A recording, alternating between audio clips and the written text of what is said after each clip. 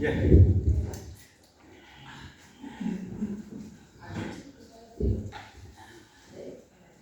우리 다음 페이지를 보시길 바랍니다. 예. 자, 대선에서 두 번째 전체적인 개관에 대해서 다시 한번 보도록 하겠습니다. 자, 활동 연대를 보시길 바랍니다. 활동 연대를 보시면 이사야는 우리가 BC 주전 739년부터 680년 그 다음에 주로 북쪽 이스라엘의 멸망을 경험을 하였습니다. 그 다음에 에레미야는 627년에서 586년 약 40년 동안 활동을 하면서 남쪽 유다의 멸망과 함께 사역을 했던 사람이고, 에스겔은 593년부터 시작해서 570년 20년 동안 활동을 하면서 남쪽 유다의 멸망을 목격한 후에 계속해서 그들의 죄에 대해서 여러 차례 지적을 하였던 사람이었고요. 다니엘은 605년부터 536년 70년 동안 활동을 하면서 남쪽 유다의 멸망과 더불어 포로 생활을 하면서 이방 왕과 더불어 있으면서 유다를 포함한 이방 민족에 대해서 대화를 했던 그런 사람이었습니다. 소명을 보면 이사야는 내가 주의 민성을 들었는데 내가 누구를 보내며 누가 우리를 위하여 갔고 그때에 내가 여기 있나이다 나를 보내소서. 이사야 6장 8절을 보면 그렇게 고백을 했습니다. 그 다음에 에레미야는 주님의 부르심에 그때에 주께서 주의 손을 내미사 내 입에 대시며 내게 이르시되 보라 내가 내 말을 내 입에 두었노라 말씀하셨다라고 얘기합니다. 자, 에스겔은 특별한 환상 중에 주님께서 내게 이르시되 사람의 아들아 네 말을 일어서라 네 발로 일어서라 내가 네게 말하라. 그 분께서 내게 말씀하실 때 그 영예께서 내 안으로 들어와 나를 세워 내 발로 서게 하시기에 내가 내게 말씀하신 이에 말을 들으리라. 그 다음에 다니엘에 관해서는 특별하게 부르심을 받는 그런 기록은 없습니다. 그렇지만 그의 삶 전체가 감정이고 고백이며 부르심을 받는 자의 자세로 살아가고 있다는 사실을 얘기해 주고 있습니다. 이 콜링, 소명에 대해서 여러 가지 이제 각자의 형편에 맞게 이렇게 하나님께서 얘기를 합니다. 어떤 사람은 소명에 대해서 부인하는 사람, 그러니까 소명은 저는 아닙니다, 저는 못합니다 라고 이제 거부했던, 그러나 하나님께서 다시 이끄셔서 그를 이끄셨다는 내용들을 보시지만은 또 어떤 사람은 하나님 말씀에 바로 순종이 됐던 그런 내용들을 보기도 합니다. 여러분들 신학 처음에 하셨을 때 일을 하겠다라고 고백을 하셨어요? 아니면 저는 죽어도 못하겠다라고 고백을 하셨어요? 예? 근데 왜 하셨습니까 지금? 정치 못 배웠어요. 예? 정치 못 배웠어요. 예. 자, 그래서 이 소명에 대해서 분명히 우리가 알 필요가 있는데, 이 선지자들도 나름대로 자기들은 부족한 모습을 갖추고 있다라고 얘기하면서 하지 않겠다라고 거부를 했었어요. 그렇지만 하나님께서 부르심으로 말미암아 이렇게 하셨다는 것이죠. 여러분은 혹시 이 말씀 들어보셨어요? 미시오 데이가 어떤 뜻이에요? 들어보셨나요?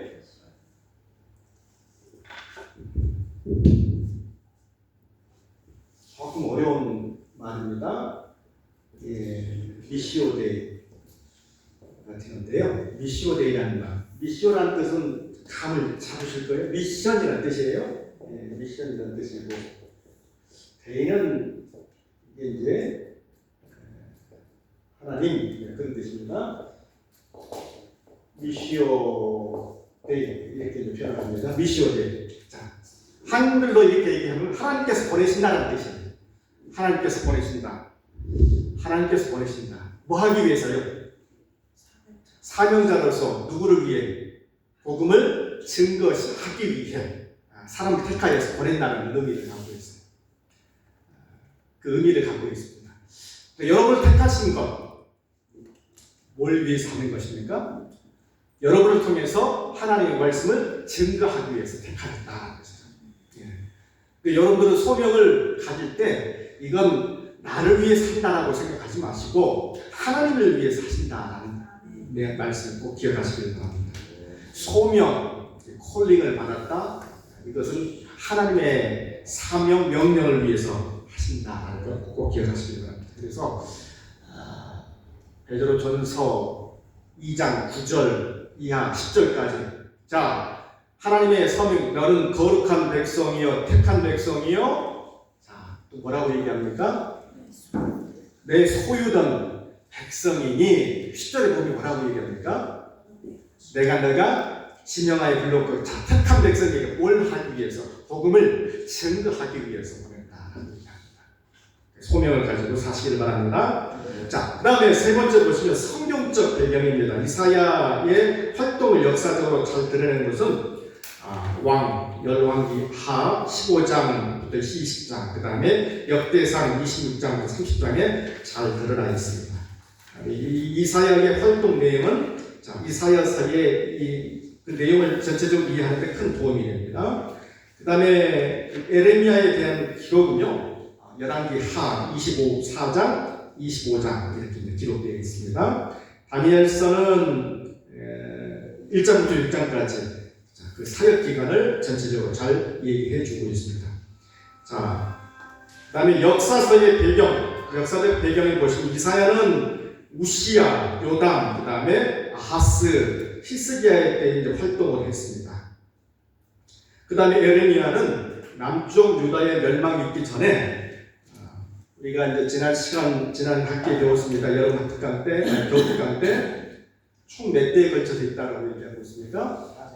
4대, 16, 17, 18, 19, 20 이렇게 있죠. 그래서 요시야, 요아스, 요아김, 시드기야까지. 그 다음에 에스겔은 마지막 왕 시드기야와 그 다음에 바벨론 왕이었던 느부갓네살 시대에 활동을 했고요. 특별히 다니엘은 유다 왕 요아김, 그 다음에 그 다음 이방 왕이었던 느부갓네살과 메대의 다리오, 그 다음에 바사 페르시아죠. 그 고레스 시대에 활동했던 왕입니다.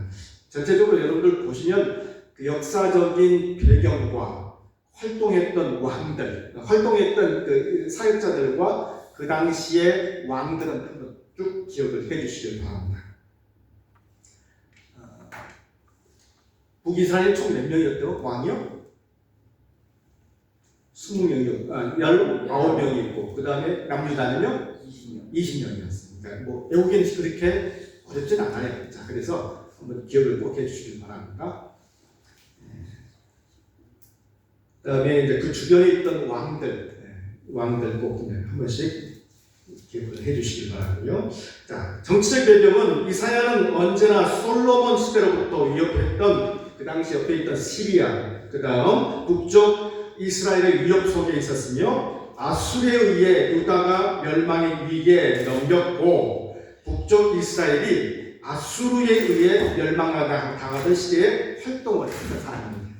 그리고 에레미야는 아수르의 멸망과 바벨론의 중흥을 목격하였고 당시 애국, 그 다음에 바벨론의 적대 관계에 있었으며 결국은 바벨론에 의해 멸망한 유다 민족이 포로로 끌려가는 시대를 살았습니다. 그 당시의 정치적인 배경, 그러니까 이사야는 아수르 시대, 그 다음 에레미야 그 당시에는 유다, 바벨론 시대 이렇게 이제 그 형성을 보면 그 적대적인 관계에 있었던 그 시대, 그 다음에 그 나라들 한번 유심히 보시기를 바랍니다. 그 다음에 에스겔은 유다가 2차 포로로 끌려가던 시기에 활동을 했습니다. 2차 시대. 총 몇 차례에 걸쳐서 끌려가요? 3차에 걸쳐서 끌려가요. 끌려가던 시대에 활동했던 왕이었습니다. 그 다음에 그 시기는 이스라엘 성전을 비롯한 모든 도시가 파괴되었습니다. 그런 시대였고요. 다니엘은 이제 3차 바벨론 포로 이후에 이방인 시대에 활동을 했던 사람이었습니다. 1차, 2차, 3차. 1차는 몇 년이었습니까, 여러분들? 500. 1차 보통 이제 학자들은 609년 정도 이렇게 예상하고요. 2차는 597년, 3차가 586년, 혹은 596년이 1차, 혹은 그 다음에 2차가 586년, 3차가 그 후에 10년 지난 다음에 582년 이렇게 보통 얘기하는 학자들 사이에 약간 이제 의견이 있는데, 그렇게 세 차례에 걸쳐서 많은 사람들이 이제 포로로 잡혀갔던 것을 볼 수가 있습니다.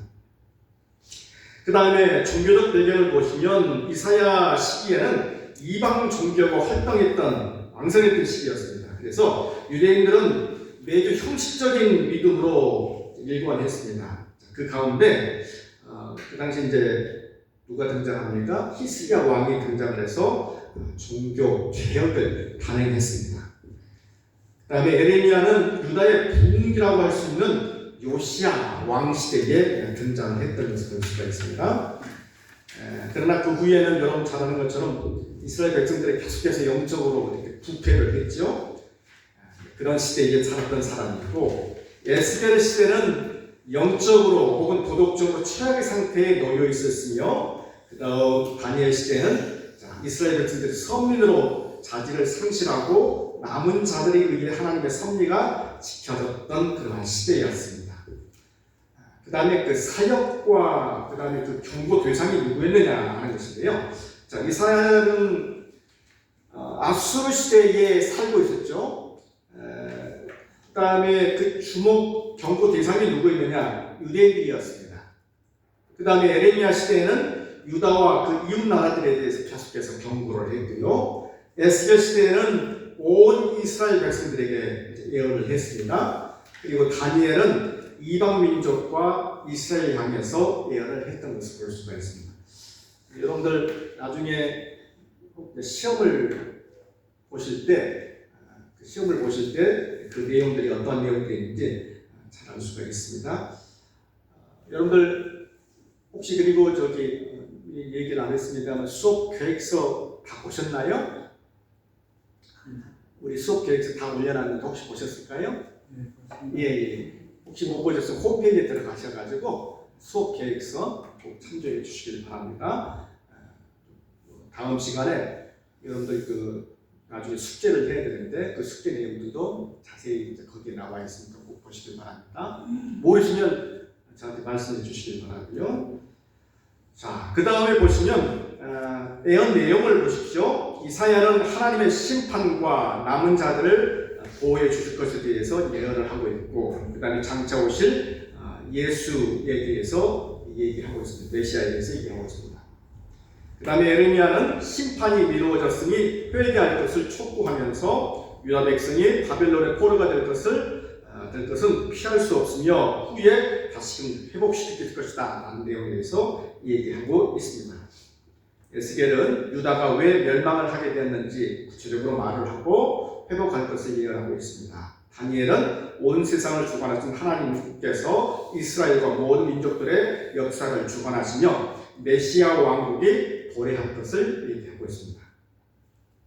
9번에 보시면 그 예언자들의 선지자들의 별명이 이것저것 나와 있는데, 이사야의 경우에는 메시아 복음의 대언자, 에레미야는 잘 아는 것처럼 눈물의 대언자, 에스겔은 환상의 대언자, 다니엘은 이방세계의 대언자 이렇게 나와 있고요. 그 다음에 이 대선서 기간 동안에, 사역 기간 동안에 통치자들이 쭉 나와 있습니다. 이 내용들을 다 상세하게 기록을 할 수 없으니까요. 쭉 보시길 바랍니다. 우시야, 요담, 아하스, 히스기야, 므낫셋, 아몬, 요시야 이렇게 쭉 언급되어 있죠. 쭉 보시길 바랍니다. 이 내용들 보니까 여러분들 아마 책들을 보시면서 성경책 우리가 한번 읽어보시면 대충 어느 정도 어떤 내용들인지 이해는 하실 거예요. 근데 전체적으로 우리가 이게 어떻게 연관되는지 잘 모르시는 분들도 있었을 겁니다. 여러분 성경책 선지서 내용을 읽다가 다들 이해하셨습니까? 모르셨습니까? 어떠한 내용인지 잘 이해가 안 되시는 부분들이 있을 거예요. 그래서 주목주목 여러분들 이제 우리가 공부를 하시면서 이게 이제 어떻게 연결이 되는 건지 보시면 좀 우리가 보도록 하겠습니다. 우시아부터 시작해서 고레스까지 등장하는 통치자들에 대해서 잘 기억을 해주시길 바랍니다. 자, 여러분들 잠깐 이제 그 책들을 우리 이제 교과서를 잠깐 보실 텐데요. 교과서는 구약 선지서 개론입니다. 혹시 책은 다 구입을 하셨습니까? 네. 예. 보시면 이게 이제 그 내용들 보시길 바랍니다. 보시면 이 책은요 이렇게 편성을 해놨어요. 이 책은 우리 이제 책 구약 선지서 개론인데 이 책은 차례를 보시면 신아수르 시대의 선지자들 해가지고 쭉 요나부터 시작해서 이사야까지 언급을 했고요. 그 다음에 신바벨론 시대의 선지자들 해가지고 7권 스바냐부터 시작해서 에레미야 대가까지 이런 기록들을 하고 있고요. 그 다음에 페르시아 시대의 선지자들 해가지고 이렇게 기록을 하고 있어요. 자, 그래서 이 내용들을 보시면 내용들이 여기는 주로 책의 분량에 의해서 기록을 한 것은 아니에요. 책을 편성을 할 때 아니고 시대별로 이렇게 편성했어요. 시대별로 이렇게 했던 것을 볼 수가 있습니다.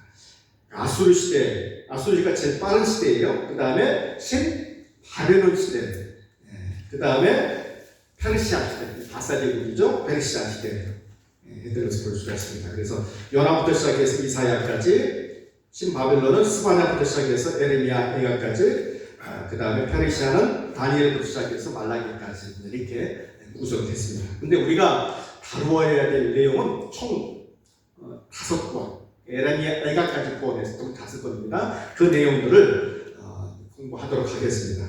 이 내용들은 다 다룰 수는 없고 우리가 분명 오늘 언급했던 그 대선지자들의 내용들, 이사야, 에레미야, 에스겔, 그 다음에 다니엘, 이 내용들을 전체적으로 다루도록 하겠습니다. 10분 정도 남았는데요. 171, 우리 이사야 내용들을 보시길 바랍니다. 이사야.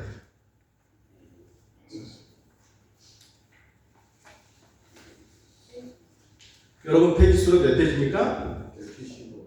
175페이지를 보시길 바랍니다. 자, 175페이지를 보시면 이사야 뛰어난 선지자 이렇게 언급을 하고 있습니다. 자시셨습니까?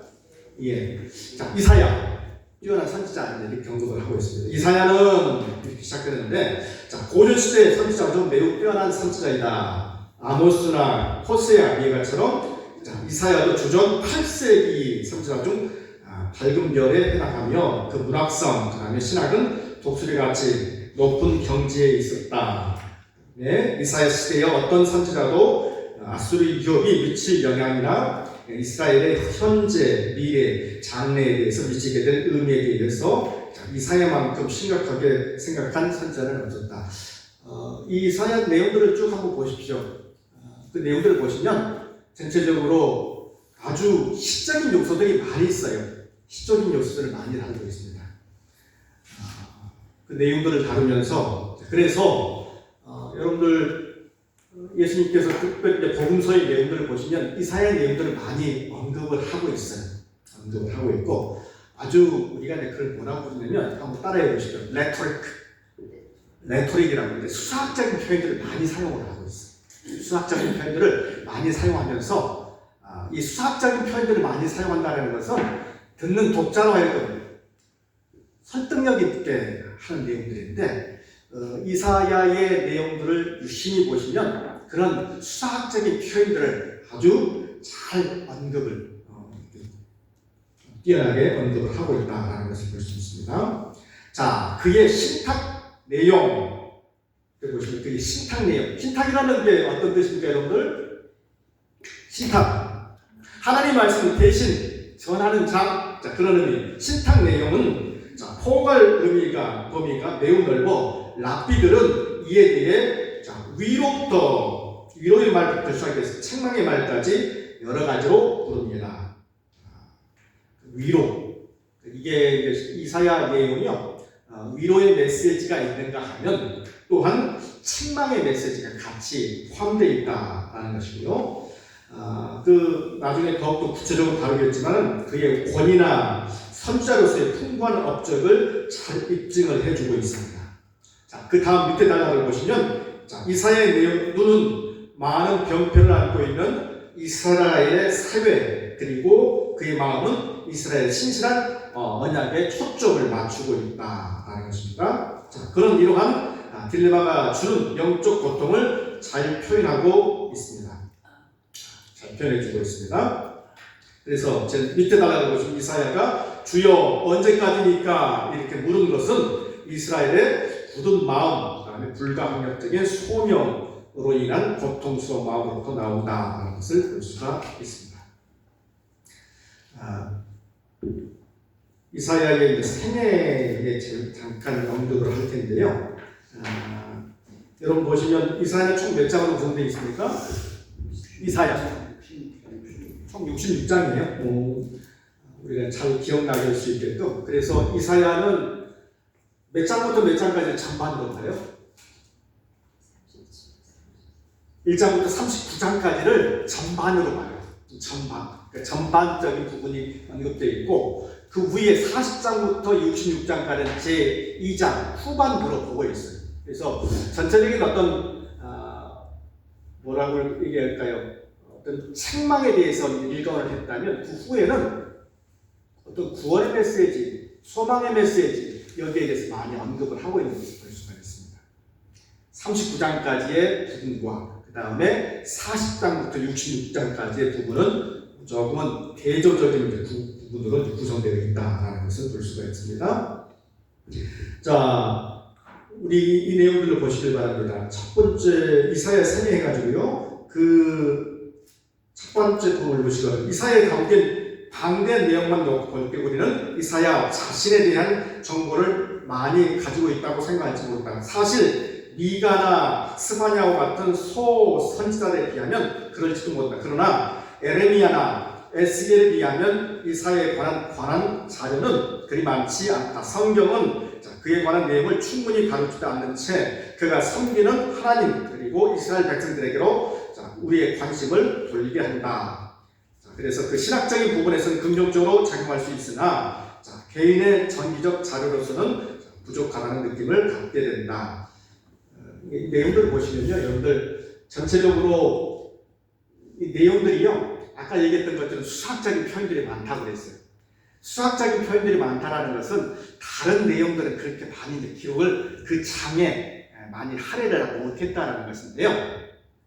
전기적인 부분, 소위 말해서 본인이 보시면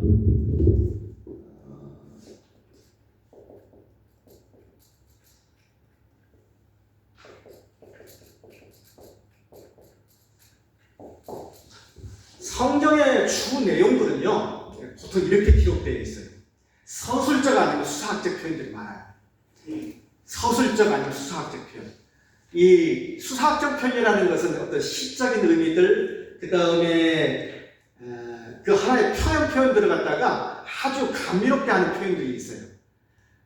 특별히 이제 이사야의 내용들은 많은 부분을 어디에 할인하고 있냐면 수학적인 표현들을 많이 할인하고 있어요. 근데 이제 에레미야나 다른 부분들을 보면 그런 표현들보다는 서술적, 다시 말해서 스토리텔링처럼 어떤 이야기들에 대해서 이야기 중심적으로 이렇게 가고 있는 것을 볼 수가 있어요. 역사 중심적. 다시 말하면 조금은 딱딱할지 모르겠지만은 사건들을 쭉 나열을 많이 하고 있어요. 조금 근데 그런 부분들이 조금 다르다는 것을 알 수가 있습니다. 여러분들 수사학적인 표현, 어떤 내용들을 기술을 할 때 그냥 감미롭게 하는 게 좋습니까? 딱딱하게 진술하는 게 좋나요? 감미롭게 하는 게 진술하게 좀 딱딱하게 들릴 수도 있어요. 근데 이사야의 내용들을 전체적으로 봤을 때는 대부분이 수학적인 표현들을 많이 기술을 하고 있어요. 그래서 우리가 아는 것처럼 여러분들 교차 대꾸라는 게 있어요.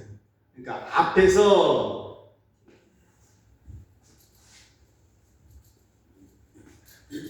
자, 예를 들면 요거예요.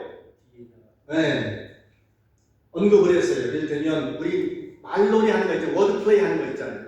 자, 예를 들면 A로 이제 시작을 했어요. 영어로. 그러면 A로 뭐 A 뭐 이렇게 시작됐으면 이게 이제 뭐 어떻게 시작하면 B, 뭐 C 이렇게 가요. 이런 식으로 쭉 얘기 형태가 가면 다시금 이 내용을 여기서 한번 반복을 하는데 내용을 약간 꼬아서 반복을 해요.